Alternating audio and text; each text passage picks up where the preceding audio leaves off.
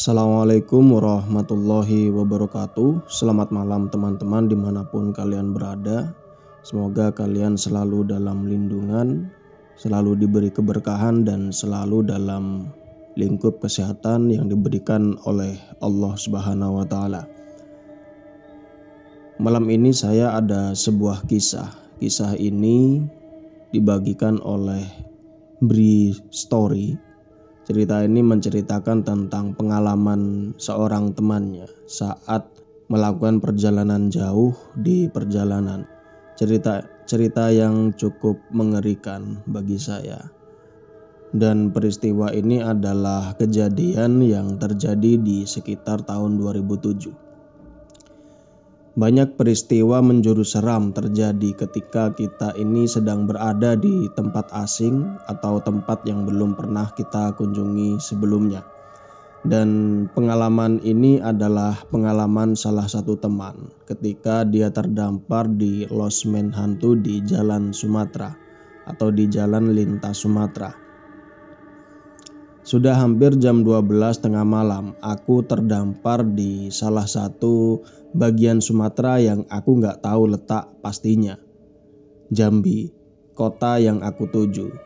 Seharusnya hanya sekitar 4 jam lagi untuk sampai. Aku dari Jakarta. Tapi karena entah di persimpangan mana tadi aku salah belok, jadilah terdampar di sini. Entah di mana ini, aku kesasar. Makanya setelah tadi sadar kalau sudah melenceng jauh dari jalan yang seharusnya ditempuh, aku lalu mencari tempat untuk bertanya. Kebetulan akhirnya aku menemukan warung, sebuah warung kecil yang menjadi bangunan satu-satunya di tengah pelosok seperti ini. Padahal ketika aku mampir tadi, si pemilik ini sedang mau menutup warungnya. Tapi karena sepertinya kasihan melihat aku yang kelihatan capek dan bingung, maka beliau menunda untuk tidak pulang sebentar. Kemudian saat itu kami berbincang sekitar 1 jam yang berujung saran dari si bapak kalau sebaiknya aku mencari tempat beristirahat saja. Karena jalur di depan ini yang mau aku lalui itu cukup rawan kejahatan. Dan atas dasar itulah aku bertanya apakah ada hotel atau penginapan di dekat-dekat sini. Dia bilang ada katanya, gak jauh dari warungnya. Ya udah mas, saya mau pulang dulu ya. Hati-hati kalau di jalan nanti kalau lanjut. Gitu kata bapak. Oh iya ya pak, makasih gitu. Kemudian dia pergi ninggalkan aku sendiri dalam gelap di depan warungnya. Dia berjalan ke arah berlawanan dengan jalan yang akan aku tuju nantinya. Beberapa menit setelahnya, aku benar-benar sendirian. Sekali lagi menyalakan rokok, ya sebatang lagi lah kataku. Dan singkat cerita, aku memandang jalanan sepi dan yang kosong itu ada di hadapanku. Sepertinya kalau nggak salah sejak 1 jam yang lalu ketika pertama mampir di warung ini nggak ada satupun kendaraan yang terlihat melintas. Entah itu motor, mobil atau kendaraan besar. Nggak ada, kosong. Jadi warung kecil ini letaknya persis di pinggir jalan yang sepi. Jalanan yang kanan kirinya itu hanya ada lahan kosong yang dipenuhi pepohonan. Jadi kayak menyerupai hutan atau perkebunan, sama sekali nggak ada bangunan. Udara malam itu mulai terasa dingin, tanpa hembusan tapi tetap sesekali menyentuh permukaan kulit. Jadi merinding jadinya. Dan kali ini rokok di tangan sudah benar habis, lalu kumatikan dengan menginjaknya. Ya sudah, aku lalu berjalan menuju mobil dan bermaksud untuk melanjutkan perjalanan. Untuk mencari losmen yang bapak tadi maksud. Ya, akhirnya aku memutuskan untuk beristirahat dulu saja, lalu melanjutkan perjalanan besok pagi. Ini sebenarnya harusnya aku sudah terbiasa dengan kesendirian, karena sejak dari Jakarta kemarin malam, memang aku sudah berkendara sendirian, harusnya sudah terbiasa. Tapi entah kenapa menjelang tengah malam ini kok seperti beda hawanya. Aneh. Aku nggak bisa menjelaskan. Keanehan inilah yang membuat tekadku semakin bulat untuk mencari hotel atau losmen saja untuk istirahat, daripada kenapa-kenapa kalau aku maksa lanjut perjalanan. Singkat cerita, aku berangkat dan sekitar 5 menit setelah meninggalkan warung tadi, aku sengaja menjalankan kendaraan dengan kecepatan sedang. Nyaris pelan dan sengaja seperti itu karena aku sambil mencari losmen yang Bapak tadi maksud. Jadi tempatnya di ujung tikungan panjang sebelah kiri jalan. Tempatnya agak gelap, kalau lengah bisa-bisa kelewatan. Aku ingat sekali kalau Bapak pemilik warung tadi bilang gitu, makanya aku sangat awas memperhatikan sisi jalan. Keadaannya sama dengan di depan warung tadi. Jalanan yang sedang aku susuri ini juga amat kosong. Sepinya agak menggetarkan nyali dan gak ada kendaraan melintas sama sekali. Sesekali terlihat ada 1-2 bangunan di pinggir jalan, tapi sangat jarang. Selebihnya pepohonan menyerupai hutan yang jadi pemandangan. Lampu mobilku juga menjadi sumber pencahayaan satu-satunya. Jadinya terang hanya ada di bagian depan saja, kanan kiri gelap apalagi di belakang. Sesekali aku melirik kaca spion, seram melihatnya. Gelap pekat membuat was-was. Takut kalau tiba-tiba aku melihat sesuatu di belakang dari pantulannya. Dan akhirnya aku menemukan tikungan panjang. Seharusnya pada ujungnya akan ada losmen yang Bapak tadi maksud. Dan gak lama kemudian benar saja tikungannya cukup panjang dan tajam, nyaris membentuk setengah lingkaran. Sudah cukup pelan, tapi aku sengaja mengangkat pedal gas sedikit lagi supaya lebih bisa melihat dan menembus gelap di pinggir jalan. Ini gerutuku mana sih losmennya ini? Karena aku saat itu nggak juga menemukan losmen itu, padahal tikungan sudah terlewati. Dan di tengah-tengah pencarian, hujan turun rintik-rintik. Kaca mobil mulai tertutup air. Jarak pandang yang tadinya sudah terhalang gelap jadi semakin pendek lagi karena hujan. Tapi beberapa belas detik kemudian aku melihat ada sedikit cahaya lampu di sebelah kiri. Letaknya agak jauh dari jalan. Iya, itu mungkin tempatnya. Lagi-lagi aku bicara gitu.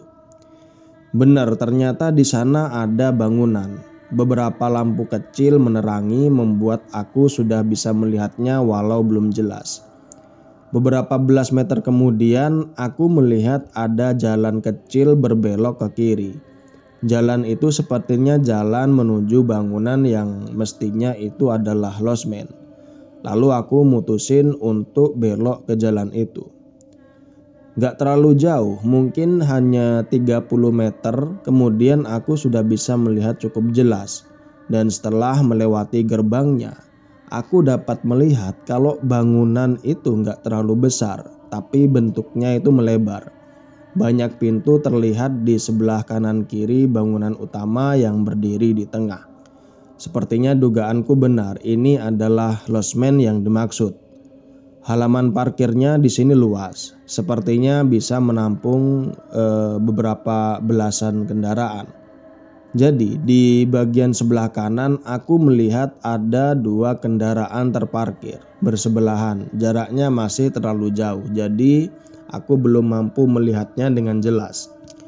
Dugaanku benar, ini losmennya. Ternyata di sana ada papan lusuh yang ukurannya nggak terlalu besar tergantung di depan bertuliskan losmen Melati. Dan setelah kendaraan sudah terparkir, aku turun dan menuju lobi yang aku tebak letaknya ini ada di bangunan paling tengah.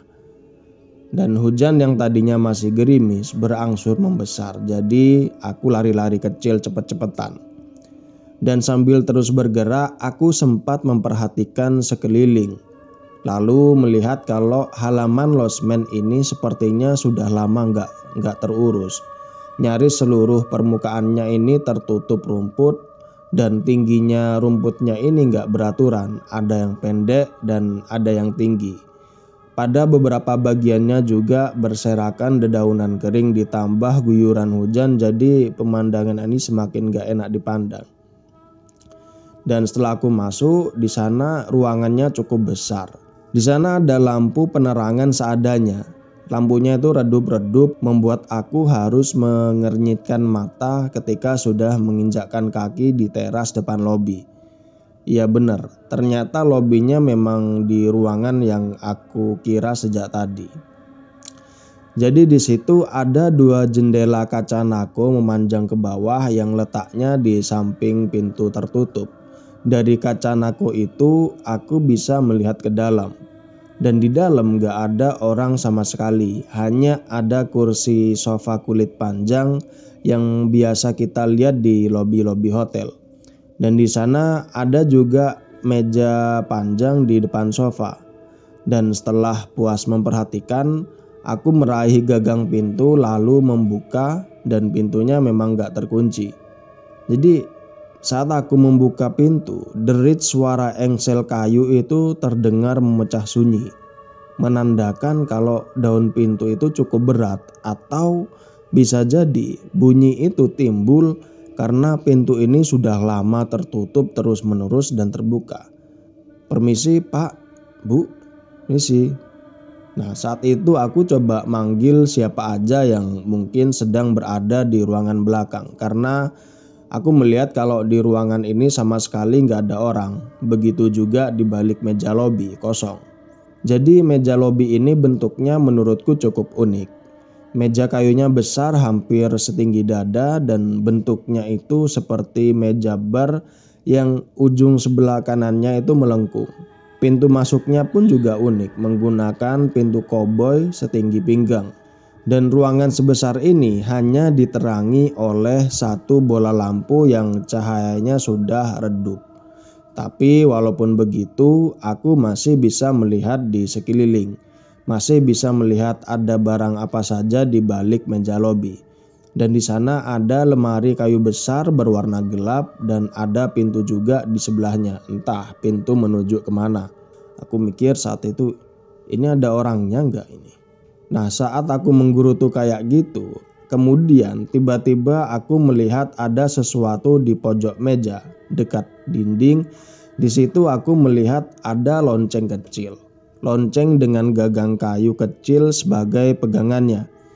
Nah aku mikir ini mungkin lonceng buat manggil para petugas. Nah saat itu aku langsung ngeraih lonceng itu lalu menggoyang-goyangkannya.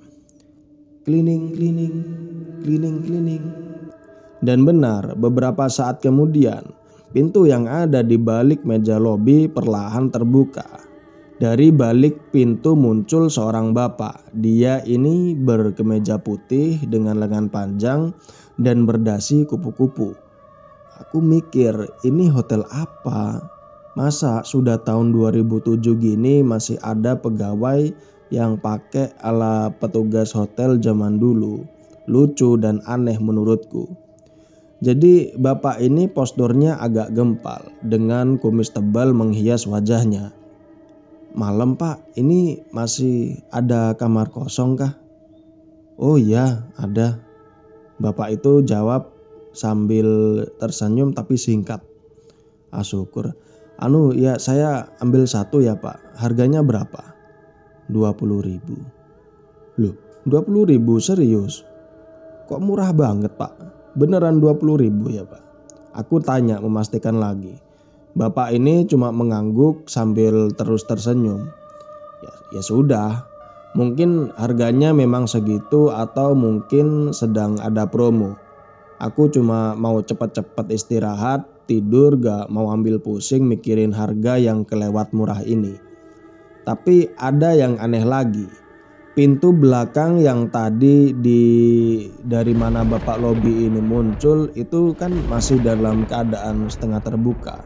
Jadi karena inilah akhirnya aku bisa melihat ke belakang atau ke dalam situ. Ternyata salah, yang aku kira itu ada ruangan lain, ternyata bukan. Di sana bukan ruangan bangunan tertutup, tapi malah ruangan terbuka. Karena banyak pohon dan lahan yang beralaskan rumput persis seperti halaman depan. Gelap memang di sana, tapi aku masih dapat melihat semuanya dengan bantuan cahaya redup dari lampu lobi. Aku mikir, buset, itu belakang langsung perkebunan atau hutan, kataku gitu. Ini mas kuncinya. Dia menyerahkan anak kunci yang di gantungannya itu tertulis nomor 03. Ini kamarnya di mana ya pak? Bapak itu nggak menjawab, dia hanya memberi isyarat dengan tangan yang menunjuk ke sebelah kiri lobi. Oke, aku ngerti. Ya udah, makasih pak ya. Lalu saat itu aku berjalan keluar menuju ke sebelah kiri, dan sebelum masuk kamar aku terlebih dahulu ke mobil untuk mengambil tas dan beberapa barang. Sementara itu hujan masih turun, semakin deras malah. Nah, masih ingat kan dengan dua mobil yang tadi di awal aku ceritakan yang mereka ini parkir nyaris di paling sudut halaman. Kali ini aku sudah melihatnya dengan jelas karena letaknya itu nggak jauh dari kamar yang akan aku tempati.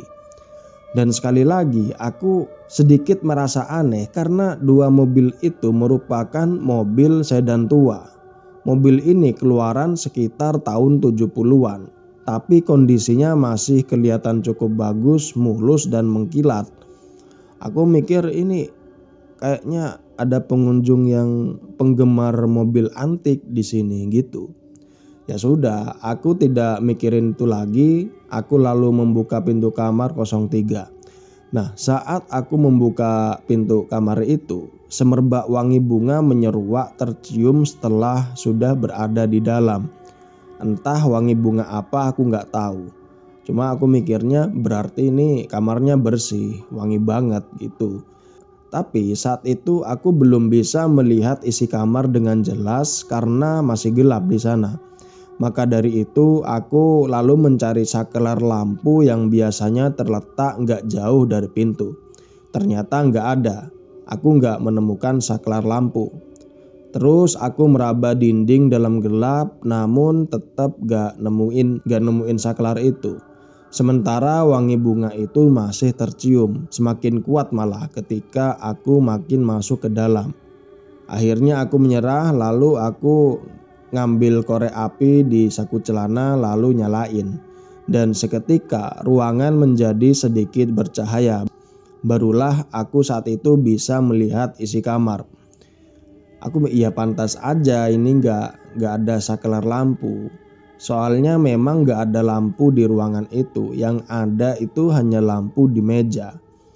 Ada itu lampu meja yang bentuknya model lampu zaman dulu dengan tutup kain berenda bermotif bunga.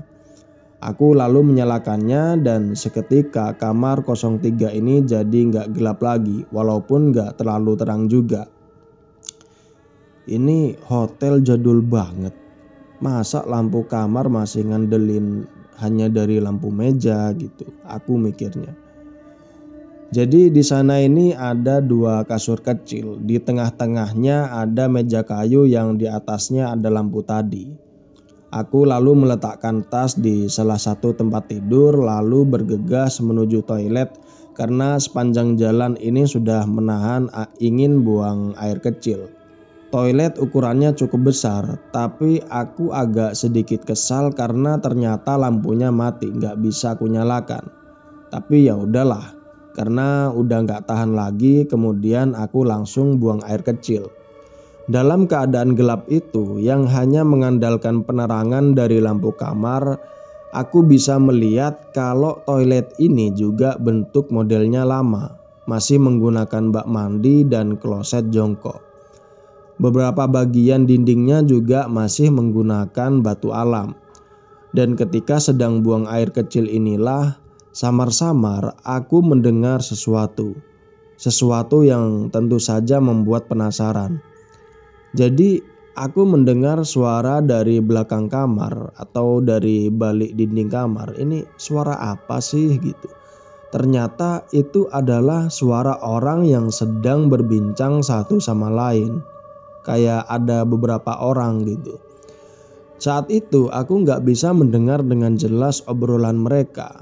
Yang aku dengar hanya gumaman dari kejauhan. Loh, ini mereka siapa ini? Ngapain mereka ini di belakang losmen?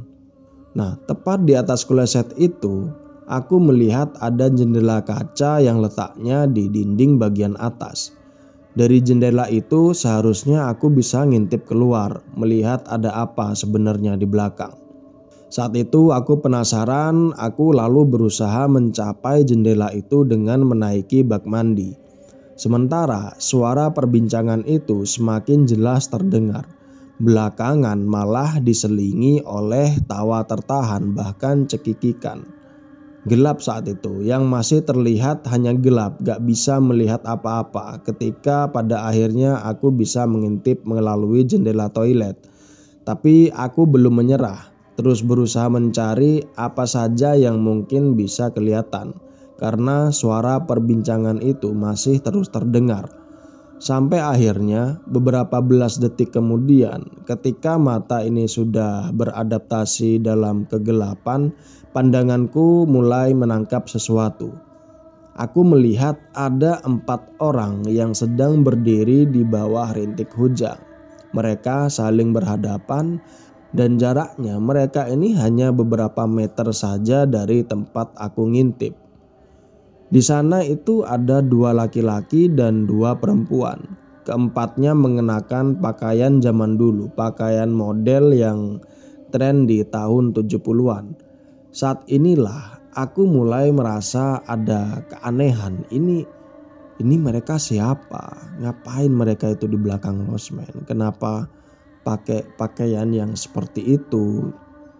Nah, kemudian aku saat itu menahan napas ketika tiba-tiba salah satu dari mereka perlahan menolehkan wajahnya ke arahku.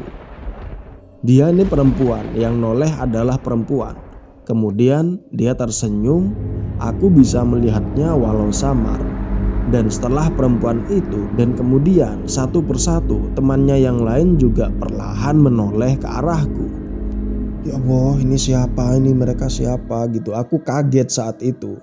Keringat dingin mulai mengucur, ketakutan mulai menyeruak. Aku semakin ketakutan, gemetar tubuhku ketika melihat adegan berikutnya. Ketika keempatnya mulai berjalan bergerak menuju pintu belakang yang kalau aku gak salah, mereka itu sedang menuju pintu belakang lobi losmen. Yang membuatku semakin ketakutan adalah ternyata mereka itu berjalan bergerak, bukan jalan tapi melayang. Seperti kakinya gak menyentuh tanah.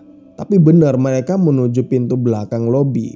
Pandanganku saat itu terus mengikuti sampai mereka gak terlihat lagi. Aku lalu turun dari bak mandi menuju tidur. Ini losmen gak beres ini, kataku dalam hati. Saat itu aku cepat-cepat mengemasi barang-barangku yang tadi sempat aku keluarkan, berniat untuk pergi meninggalkan losmen ini. Tapi tiba-tiba klining. Nah, saat itu aku mendengar ada suara lonceng dari luar kamar. Bunyinya persis seperti lonceng yang ada di meja lobi tadi. Nah, aku penasaran, aku mendekati jendela lalu mengintip keluar. Klining.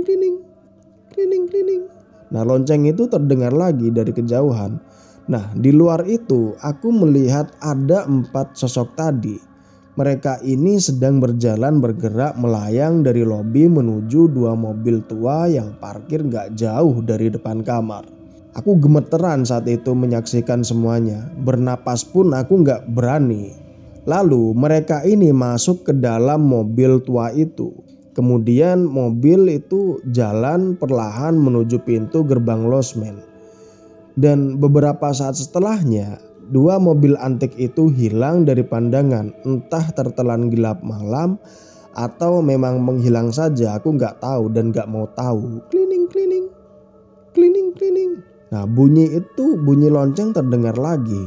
Serem saat itu. Aku lalu mundur menjauh dari jendela. Ini aku harus pergi dari sini, wes gak bisa, ini harus pergi aku gitu. Jadi saat itu aku cepat-cepat meraih tas dan barang bawaanku lainnya lalu berlari menuju pintu. Nah, ketika sudah di luar, sekali lagi aku mendengar suara lonceng. Klining. Nah, refleks aku saat itu menoleh ke kanan mencari sumber suara itu. Dan akhirnya aku melihat memang ada seseorang yang sedang berdiri di depan lobi sambil tangannya memegang lonceng kecil. Jarak lobi itu nggak begitu jauh.